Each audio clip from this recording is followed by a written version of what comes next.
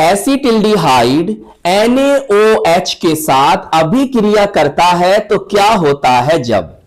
प्यारे बच्चों, अगर हम एसिटिल्डिहाइड की अभिक्रिया तनु NaOH, dilute NaOH, sodium hydroxide की उपस्थिति में कराते हैं तो ये एक फेमस रिएक्शन बनती है जिसे हम कहते हैं एल्डोल संघनन, एल्डोल कंडेंसेशन। आइए रिएक्शन से समझते हैं पूरी बात को। प्यारे बच्चों, आपको एल्डोल संघनन में, एल्डोल कंडेंसेशन में एसिटिल्डिहाइड के 2 अणु लेने हैं। अब आपके दिमाग में यह बात भी होगी कि सर एल्डोल संघनन कौन देते हैं। प्यारे बच्चों, एल्डोल संघनन वो एल्डिहाइड देते हैं जिनमें कम से कम एक अल्फा हाइड्रोजन उपस्थित होता है। अब सर क्या होता है अल्फा हाइड्रोजन, अभी मैं आपको समझाता हूं। प्यारे बच्चों, आप सबसे पहले एसिटिल्डिहाइड के 2 अणु लो। कैसे लोगे, देखो इस तरह से लो। एक लिया हमने CH3CHOH, सही ऐसे लिख सकते हैं ना हम, CH3CHO को ऐसे लिख सकते हैं जी सर।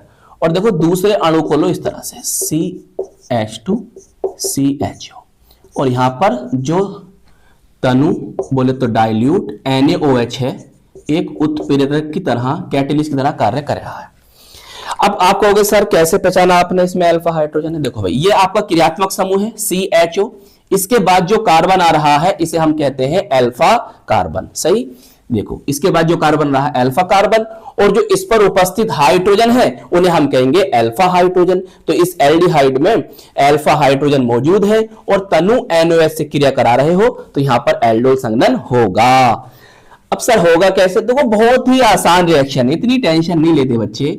देखो यहां से आपको H दिखाई दे रहा है, लाकर आप इससे जोड़ दो, सही। अब उसके बाद ये कार्बन और ये कार्बन, इन दोनों कार्बन को आपस में जोड़ दो, बात खत्म। देखो जरा, देखो CH3 सही है, C, अब इस O का तो एक बॉन्ड कम हो जाएगा, अब ये H आकर इससे जुड़ेगा। अब इन दोनों कार्बन को जोड़ो, चलो देखो इसके साथ एक H है, चलो लिख देते हैं। फिर यहां पर देखो जरा CH2 है और यहां देखो CHO है। देखो भाई, जो ये यौगिक बना है इसमें CHO ग्रुप भी है, सही, एल्डिहाइड वाला ग्रुप है। और यहां पर देखो ये OH ग्रुप, अल्कोहल वाला ग्रुप, दोनों मौजूद है। तो अब इसका नेम क्या होगा, देखो भाई, एल्डिहाइड से ले लो आप ALD, सही, और अल्कोहल का क्या ले लो OL, लेते ना हम एथेनॉल मेथेनॉल, तो यहां पर OL लगा दो, क्या नाम हो गया एल्डोल। और अगर आप नंबरिंग करना चाहते हैं 1 2 3 4, IUPAC नेम लिखना चाहते हैं लिख दो 3 हाइड्रोक्सी, 3 हाइड्रोक्सी, कितने कार्बन है 4, ब्यूटेनल, इसके लिए एल आता है ना, तो 3 हाइड्रोक्सी ब्यूटेनल इसका नाम होगा। देखो भैया इसके नेम भी लिखो इसके नीचे, एसिटल्डिहाइड, सही, इसका नेम भी लिख देना एसिटल्डिहाइड, ये दोनों। अब क्या करना है, देखिए अब तो और ज्यादा आसान है, मैं नीचे को ले आता हूं, चलिए नीचे को ले आता हूं।